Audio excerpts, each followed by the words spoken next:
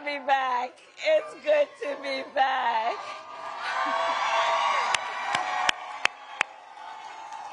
Good afternoon. Oh. Oh my God. Okay. Thank you. Okay, let's get to business. Let's get to business. Thank you. Thank you. I'm very tired. Thank you all. Oh, it's good to be there. Thank you all very much. Thank you. Thank you. Okay, let's get to work. Let's get to work. Let's get to work. Let's get to work. So let me first thank all of you for taking time out of your very busy lives for us to all be here together this afternoon. I thank you so very much for all you do, all you have done, and all you will do over these next 18 days. Thank you all so very much. Thank you.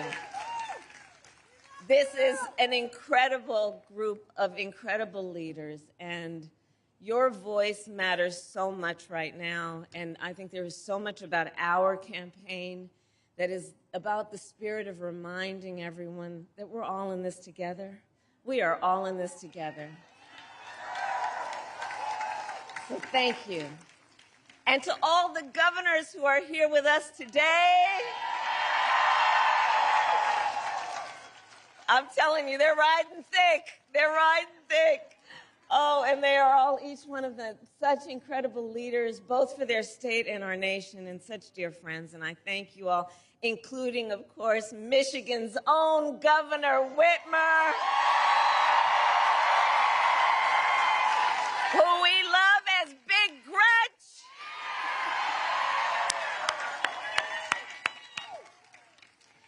And to the governors, I want to say you've been traveling the country for our campaign, and I'm so deeply grateful for your support. I also want to recognize Senator Stabenow, a champion for Michigan, Representative Skolton, who we will re-elect to the United States Congress. And while we're at it, let's send Representative Slotkin to the United States Senate.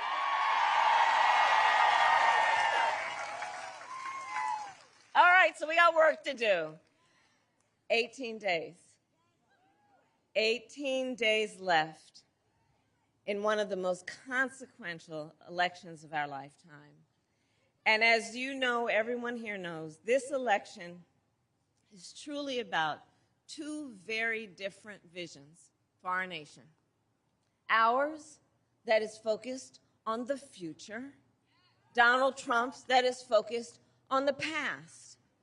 Ours, that is focused on bringing down the cost of living for working families, investing in small businesses and entrepreneurs. Ours, that is about protecting reproductive freedom.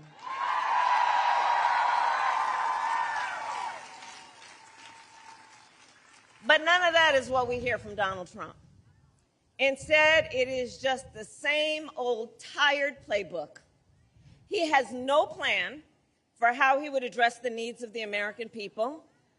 And he is, as we have seen, only focused on himself.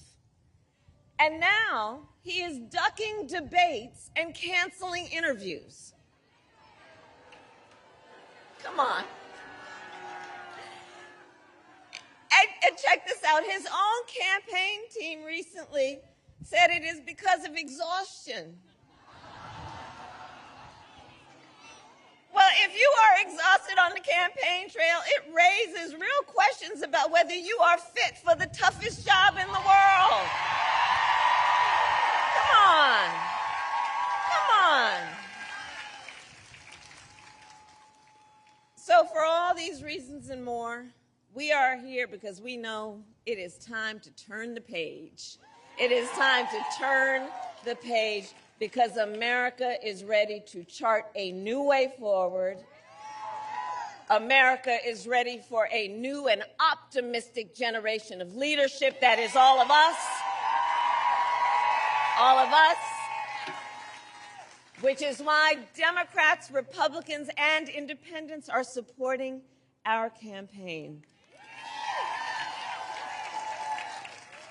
In fact, earlier this week, over 100 Republican leaders from across the country joined me on the campaign trail, including some who even served in Donald Trump's own administration. The people who know him best, right? And I believe all of this shows that the American people want a president who works for all the people. And that has been the story of my entire career. In my career, I've only ever had one client: the people. The people. As a young courtroom prosecutor, I protected women and children. As Attorney General of California, I fought for students and veterans. As Vice President, I have stood up for workers and seniors. And as President, I will stand up for all Americans. All Americans.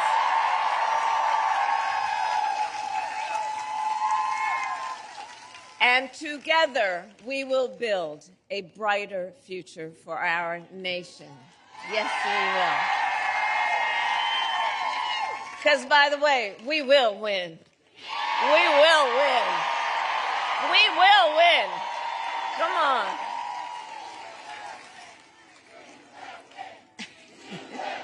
Yes, we will.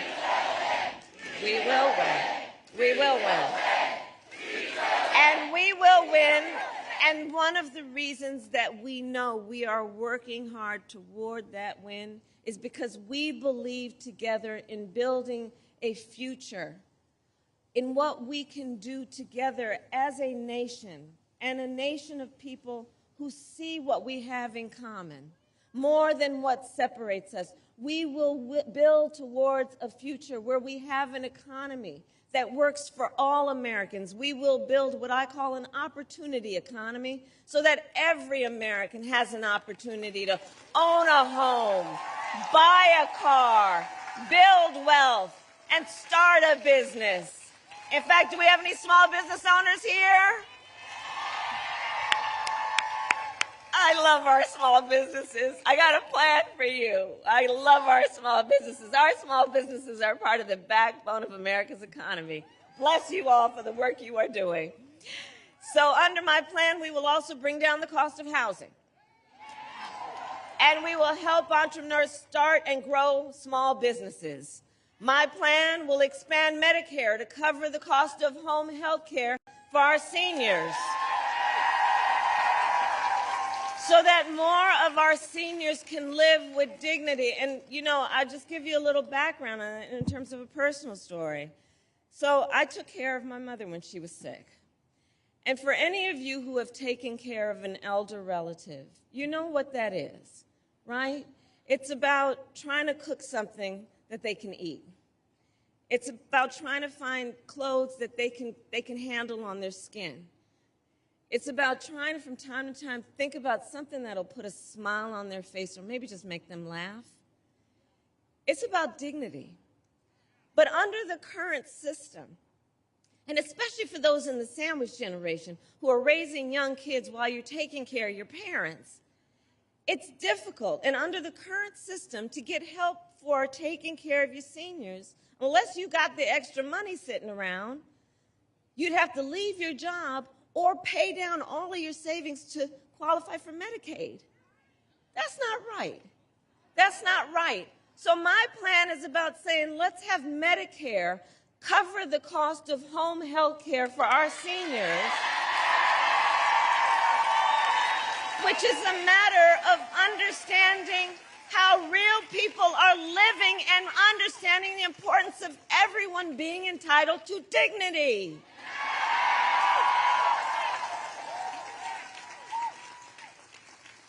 Our plan in terms of an opportunity economy will lower costs on everything from health care to groceries. I'll take on corporate price gouging because I've done it before and I will do it again.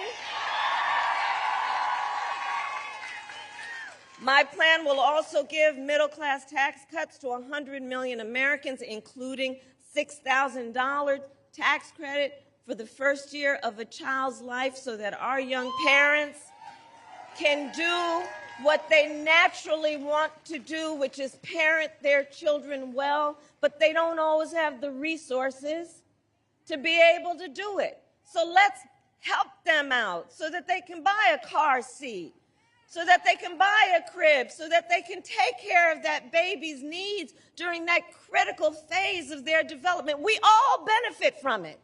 We all benefit from it. Dignity. My plan also invests in American manufacturing and innovation because I will make sure America, not China, wins the competition for the 21st century.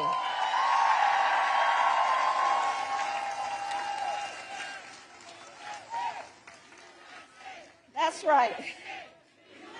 That's right. And so, to that point, and with pride, we all say, we must and we will invest in the industries that built America, like steel, iron, and the great American auto industry.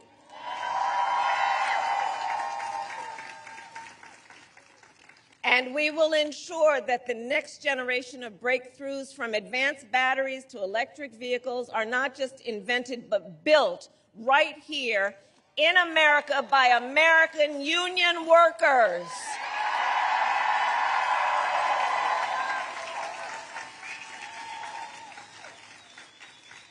And Michigan, I know I'm going to tell you what you already know, but let us be clear for folks who are watching from different parts of the country. Contrary to what my opponent is suggesting, I will never tell you what kind of car you have to drive, but here is what I will do. I will invest in manufacturing communities like Kent County. Together, we will retool existing factories, hire locally, and work with unions to create good-paying jobs.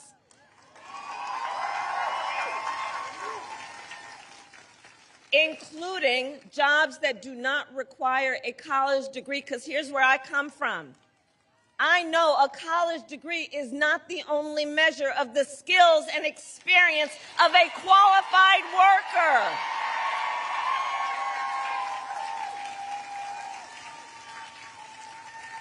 And I intend to re-examine federal jobs when you all elect me president, to assess those jobs that should not have that requirement, and then I intend to challenge the private sector to do the same.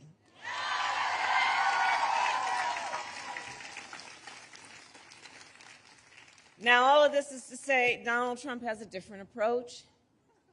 He makes big promises, and he always fails to deliver.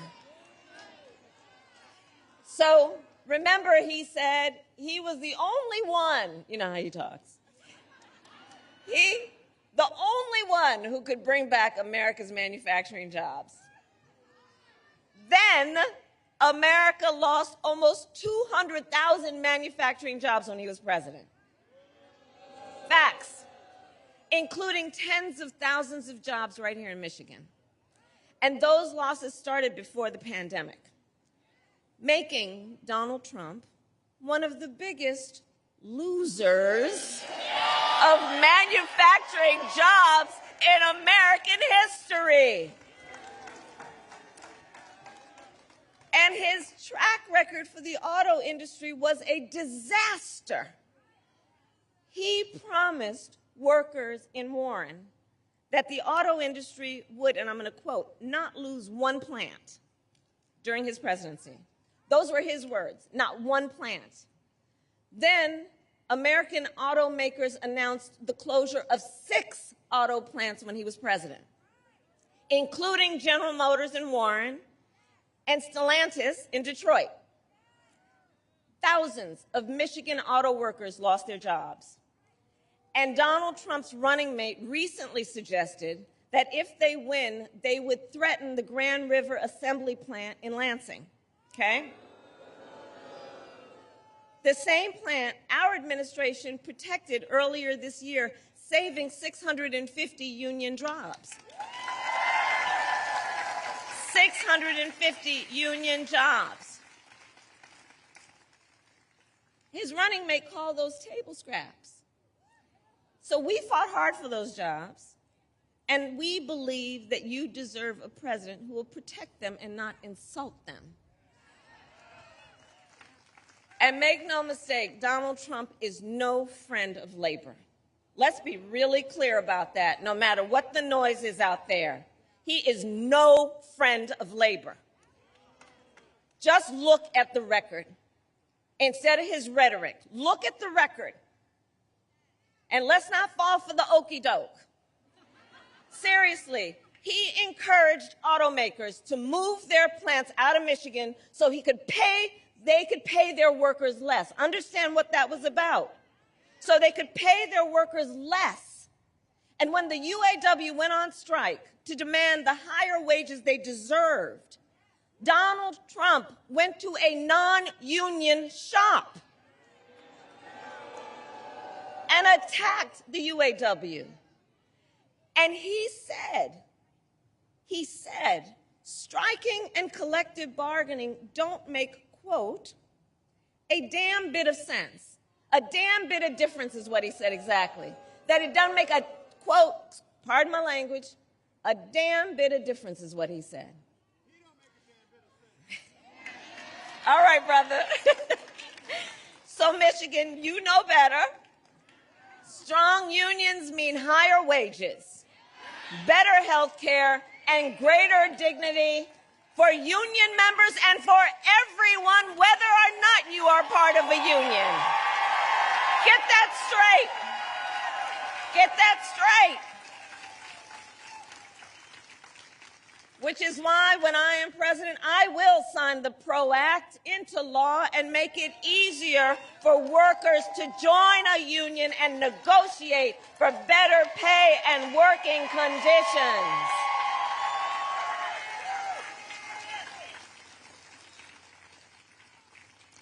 And now Donald Trump is making the same empty promises to the people of Michigan that he did before, hoping you will forget how he let you down the last time.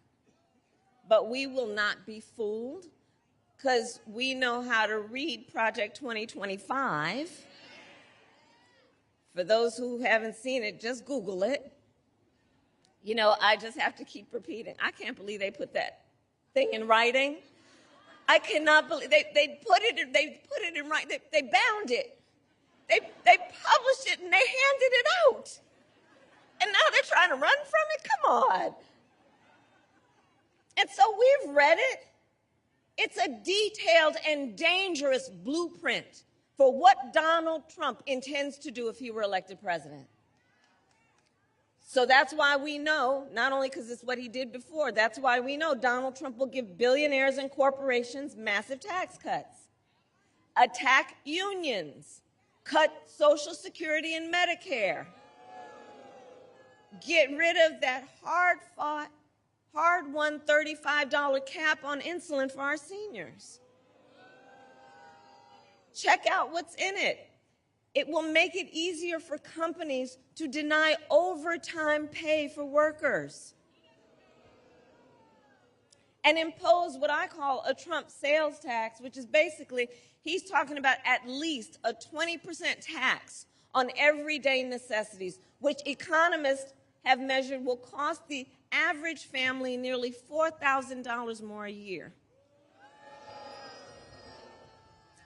And on top of this, Donald Trump intends to end the Affordable Care Act, okay? And has no plan to replace it.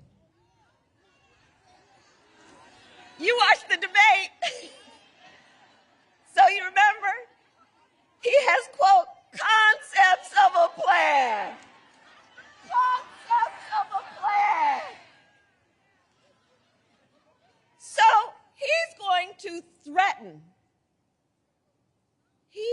threaten the health insurance of 45, we need a medic over here. We need a medic over here. Let's clear a path so they can come through, please.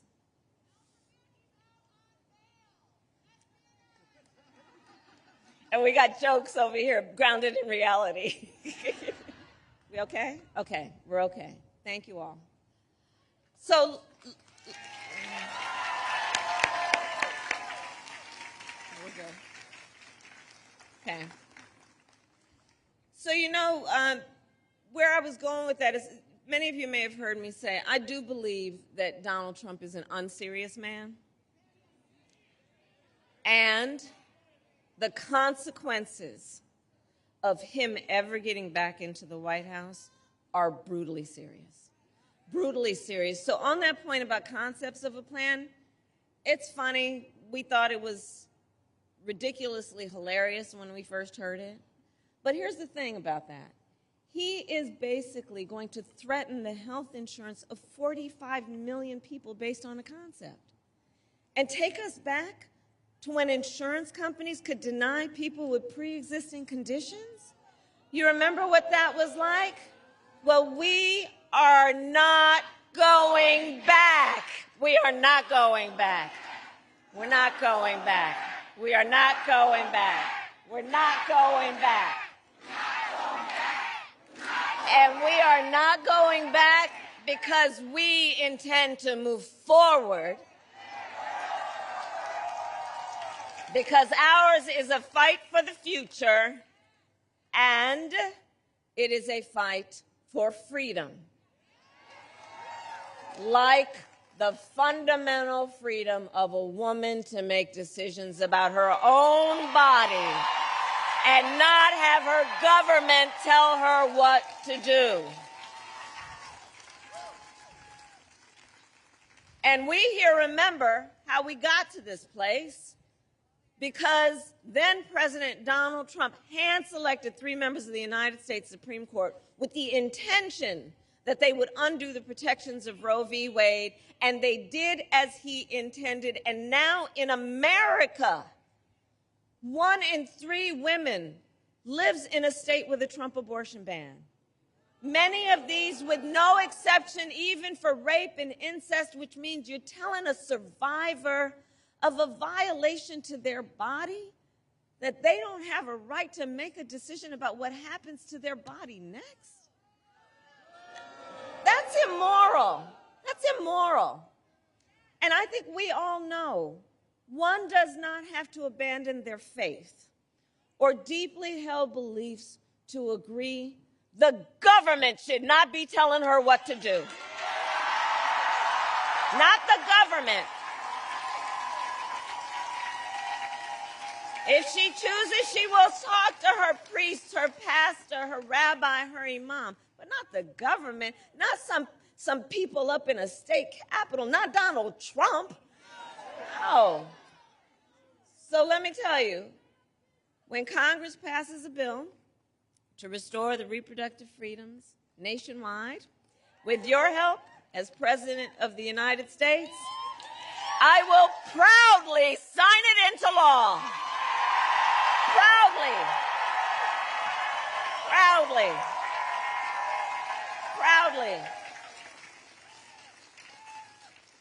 And across our nation, we are witnessing a full-on assault on other hard-fought, hard-won freedoms and rights, fundamental freedoms and rights. I'm traveling our country. I mean, attacks on the freedom to vote. You know, in the state of Georgia, they passed a law that makes it illegal to give people food and water for standing in line to vote. You know, the hypocrisy abounds. What happened to love thy neighbor, right?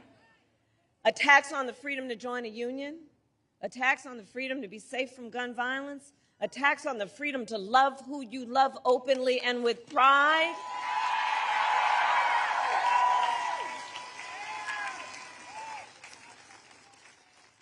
So much is on the line in this election, and you all are spending your precious time here together because we know this is not 2016 or 2020. The stakes are even higher this time, for many reasons, including because just months ago, the United States Supreme Court basically told the former president he is effectively immune no matter what he does in the White House. Right. Because we know, just imagine Donald Trump with no guardrails. Just imagine. He who has vowed he would be a dictator on day one. He who calls Americans who disagree with him the enemy from within. You know where that language comes from? The enemy from within, talking about Americans. He who says he would use the military to go after them, American citizens. He who has called for the, quote, termination of the Constitution of the United States of America. And we are clear, someone who suggests we should terminate the Constitution of the United States should never again have the privilege of standing behind the seal of the President of the United States. Never again. Never again. Never again.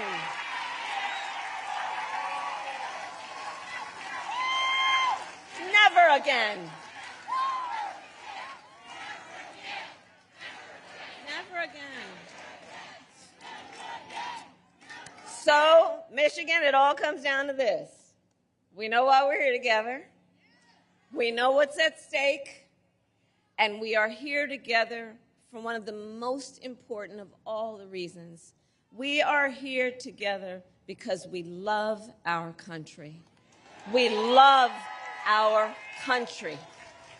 We love our country, and we know that it is one of the highest forms of an expression of love of our country, of patriotism, to then fight for our ideals, to fight to realize the promise of America. That's what our campaign is about. And Election Day is in 18 short days, okay? And here in Michigan, early voting starts on Saturday, October 26th, which is 1 week from tomorrow. So now is the time to make your plan to vote. Make a plan. Make a plan. And if you